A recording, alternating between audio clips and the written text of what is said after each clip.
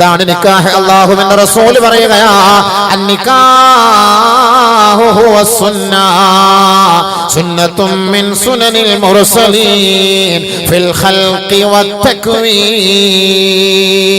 പ്രവാചകന്മാരുടെ പരമ്പരയും പ്രവാചകന്മാരുടെ ശൈലിയും പ്രവാചകന്മാരുടെ കർമ്മവും അവരുടെ സുന്നത്തുമാണ് നിക്കാഹ്. മിൻ സുനനിൽ മുർസലീൻ.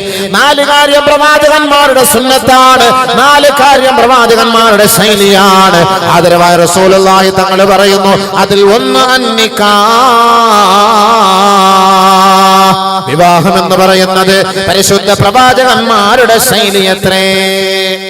റസൂലും പ്രവാചകന്മാർ അവരുടെ കർമ്മമാണ് നിക്കാഹ്. അപ്പൊ അത് എങ്ങനെ ആയിരിക്കണം അവരല്ലേ പറഞ്ഞു തരേണ്ടത്? അവരുടെ ശൈലിയാണ് നിക്കാഹ്. وَلَقَدْ أَرْسَلْنَا رُسُلًا مِّن قَبْلِكَ وَجَعَلْنَا لَهُمْ أَزْوَاجًا وَذُرِّيَّةً. നിക്കാഹ് കഴിക്കാതെ ആരും തന്നെ കഴിഞ്ഞുകൂടരുതേ എന്ന് പരിശുദ്ധമായ ഖുർആനും തിരുവചനങ്ങളും നമ്മെ ഉത്ബോധനം ചെയ്യുകയാണ്. ആദരവായ റസൂലുള്ളാഹി സ്വല്ലല്ലാഹു അലൈഹി വസല്ലം തങ്ങളുടെ പ്രിയപ്പെട്ട പത്നിമതിയായ ആയിഷ റളിയല്ലാഹു അൻഹയുടെ സമീപത്തേക്ക് സഹാബി കടന്നു പോവുകയാണ്. മഹദി അവർകളെ, എനിക്ക് വിവാഹം കഴിക്കാൻ താല്പര്യമില്ല, ഞാൻ അവിവാഹിതനാകാനാണ് ആഗ്രഹിക്കുന്നതെന്ന് പറഞ്ഞപ്പോ ബഹുമാനപ്പെട്ട ആയിഷ റളിയല്ലാഹു അൻഹ ഈ ആയത്ത് ഓതി കൊടുക്കുകയാണ്. വലഖദ് അർസൽനാ റസൂലൻ മിൻ ഖബ്ലിക വജഅൽനാ ലഹും അസ്വാജൻ വദുർരിയ്യ ഫലാ തതബത്തൽ. നമുക്ക് മുൻഗാമികളായ പ്രവാചകന്മാർ നമ്മെ പഠിപ്പിച്ചു തന്ന കർമ്മമാണ്, ശൈലിയാണ് നിക്കാഹ്. അതാണ് വിവാഹം. അവർക്ക് അല്ലാഹു ഭാര്യമാരെ നൽകി, അവർക്ക് അല്ലാഹു സന്താനങ്ങളെ നൽകി. അതുകൊണ്ട് സഹോദരാ, ഫലാ തതബത്തൽ, നീ അവിവാഹിതനാകരുത്, അവിവാഹിതനാകരുത്. ആദരവായ റസൂലുള്ളാഹി തങ്ങൾ പറയുകയാണ്, ലാ സറൂറത ഫിൽ ഇസ്ലാം, ഇസ്ലാമിൽ ബ്രഹ്മചര്യമേ ഇല്ല. നിക്കാഹ് കഴിക്കാതെയുള്ള സംസ്കാരം ഇസ്ലാമിലില്ല. നിക്കാഹ് കഴിക്കണം, വിവാഹം കഴിക്കണം. അതാണ് പരിശുദ്ധ പ്രവാചകൻ പഠിപ്പിച്ചത്. വിവാഹ ഇസ്ലാമിന്റെ നിയമമാണ്. പ്രവാചകന്മാർക്കൊക്കെ അള്ളാഹു പഠിപ്പിച്ചു കൊടുത്ത കാര്യമാണ്. അത് അള്ളാഹുവാണ് ഇവിടെ പഠിപ്പിച്ചത്, അവന്റെ റസൂലാണ് പഠിപ്പിച്ചത്. പ്രവാചകന്മാരുടെ സുന്നത്തുമാണത്. നിക്കാഹ് കഴിക്കാതെ നടക്കുന്നത് അത് വിഡ്ഢിത്തരമാണ്, അത് ശരിയല്ല. ഇബ്നു അബ്ബാസ് റളിയല്ലാഹു അൻഹു പറയുകയാണ്, ലാ യതിമ്മുൻ നുസുകുൻ നാസികി ഹത്താ യതസവ്വജാ. ഒരാളുടെ ഇബാദത്തുകൾ പൂർത്തിയാകണോ, ഒരാളുടെ നമസ്കാരം പൂർത്തിയാകണോ, ഒരാളുടെ ഹജ്ജ് കർമ്മങ്ങൾ പൂർത്തിയാകണോ, അവൻ കല്യാണം കഴിക്കട്ടെ, അവൻ വിവാഹം കഴിക്കട്ടെ. കാരണം നിക്കാഹ് കഴിക്കാതെയുള്ള ഇബാദത്തുകളിൽ തീർച്ചയായും ന്യൂനതകളും വൈകല്യങ്ങളും ഉണ്ടാകുമത്രേ. ഒരാളുടെ ഇബാദത്ത് സ്വീകരിക്കണമെങ്കിൽ നിക്കാഹ് കഴിക്കണം, നല്ല പക്വത ഉണ്ടാവുള്ളൂ. നമ്മുടെ ചുള്ളന്മാരെ നിക്കാഹ് കഴിക്കാതെ മൊബൈൽ കൊണ്ട് ഫ്രണ്ട് വെച്ചിട്ടല്ലേ നിസ്കരിക്കുക. ഓടെ ഫോൺ എപ്പോൾ വരും, മെസ്സേജ് വരും, പോയില്ലേ. ഹലാലായ ഭാര്യയാണെങ്കിൽ ഓളെ കാണാൻ വേണ്ടിട്ട് മൊബൈൽ ആരെങ്കിലും വെച്ചിട്ട് നിസ്കരിക്കോ? ഓള് ടെസ്റ്റ് പേപ്പർ പഴഞ്ചൻ, അവളെ എന്ത് മെസ്സേജ്, ഓക്കെന്ത് വാട്സപ്പ്, കല്ലി വല്ലിയ അതൊക്കെ അതിനാരാ വലിയ ഇൻട്രസ്റ്റ് ഇല്ലല്ലോ. അപ്പൊ അവളെ കുറിച്ചുള്ള ചിന്തയല്ല നമുക്ക്. നമ്മുടെ ഭാര്യയെ കുറിച്ച് ആരും ചിന്തിക്കാറുണ്ടോ? സംസ്കാരത്തിൽ ആരും ചിന്തിക്കാറില്ല. പിന്നെ കാമുകിയെ കുറിച്ച് ചിന്തിക്കുള്ളൂ. അപ്പോൾ ഇബാദത്തിന്റെ പൂർത്തീകരണം എന്താണ്? നിക്കാഹ്. ഇബാദത്തിന്റെ പൂർത്തീകരണം നിക്കാഹ്. ദീനിന്റെ 1/3 ഭാഗം പൂർത്തിയായി നിക്കാഹിലൂടെ എന്ന് നമ്മൾ ഹദീസിൽ നമ്മൾ കേൾക്കുന്നതാണല്ലോ. അതുകൊണ്ട് മഹാനായ ഇബ്നു അബ്ബാസ് റളിയല്ലാഹു തആല അൻഹു ലമ്മാ ദറകൂ ഇൽമാനഹു, അദ്ദേഹത്തിന്റെ സന്താനങ്ങൾ പ്രായപൂർത്തിയെത്തിയാൽ ഇക്രിമാ വ ഖുറൈബ തന്റെ 2 മക്കളെ പ്രായപൂർത്തിയായപ്പോ മഹാനായ ഇബ്നു അബ്ബാസ് റളിയല്ലാഹു അൻഹു അവരെ വിളിക്കുകയാണ്, അവരോട് പറയുകയാണ്, മക്കളെ, ഇൻ അറത്തും അൻകഹതുകും, നിങ്ങൾ ആഗ്രഹിച്ചാൽ ഈ ഉപ്പ നിങ്ങൾക്ക് വിവാഹം ചെയ്തു തരാം. മാതാപിതാക്കള് സമയത്തും നിക്കാഹ് കഴിപ്പിച്ചു കൊടുക്കണം. സമയമാകുമ്പോൾ മാതാപിതാക്കളുടെ ബാധ്യതയാണ്, കടമയാണ് നിക്കാഹ് കഴിപ്പിച്ചെടുക്കേണ്ട ബാധ്യത. അതുകൊണ്ടാണ് ബഹുമാനപ്പെട്ട ഇബ്നു അബ്ബാസ് റളിയല്ലാഹു അൻഹു പറഞ്ഞത്, മക്കളെ ഇന്നറത്തുമുൻ നിക്കാഹ ഫൻകഹതുകും, നിങ്ങൾ വിവാഹം ആഗ്രഹിക്കുന്നുണ്ടോ, നിക്കാഹ് ആഗ്രഹിക്കുന്നുണ്ടോ, നിങ്ങൾക്ക് ഞാൻ വിവാഹം കഴിപ്പിച്ചു തരാം. ഫഇന്നി സമഅതു റസൂലല്ലാഹി സ്വല്ലല്ലാഹു അലൈഹി വസല്ലം, ആദരവായ റസൂലുള്ളാഹി തങ്ങൾ പറഞ്ഞതായി ഞാൻ കേട്ടിട്ടുണ്ട്, മൻ സനാ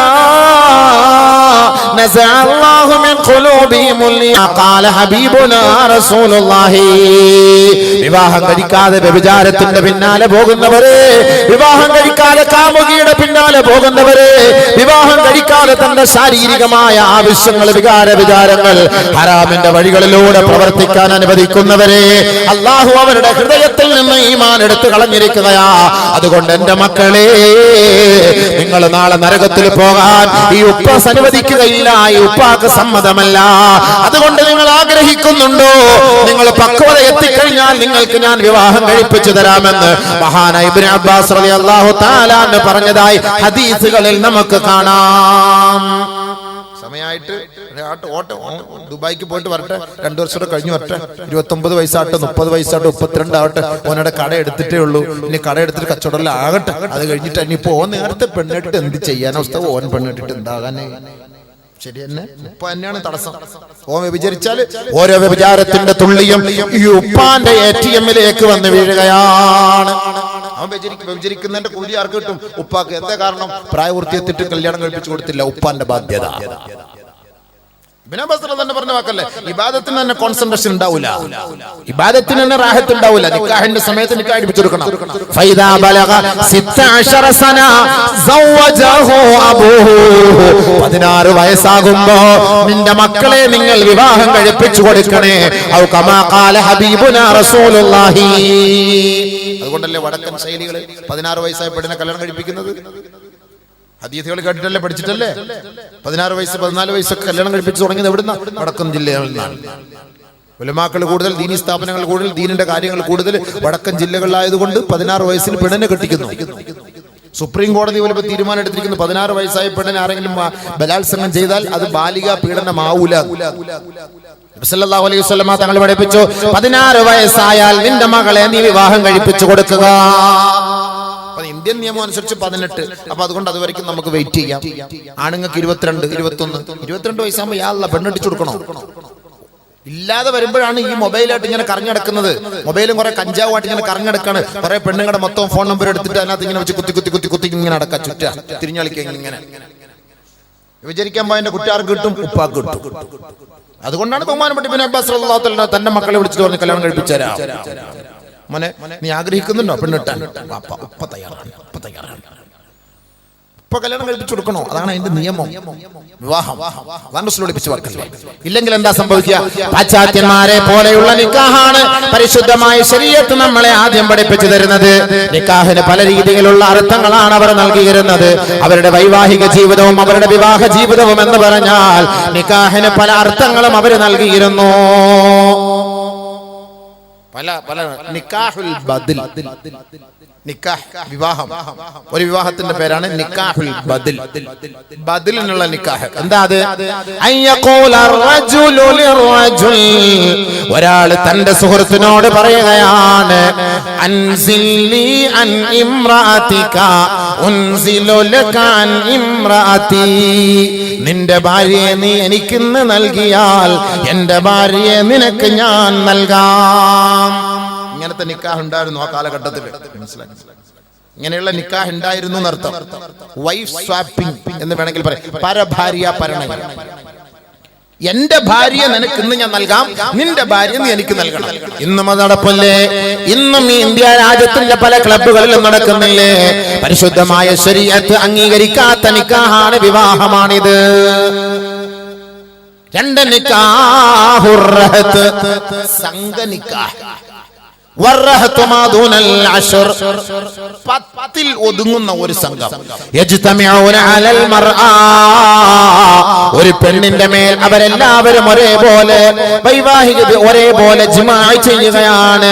ഒരേപോലെ അവരുടെ വികാരം ഒരൊറ്റ പെണ്ണിനെ ഭാര്യയാക്കി വെച്ചുകൊണ്ട് 10 പുരുഷന്മാർ അവളുമായി ലൈംഗിക വേഴ്ച നടത്തുകയാണ്.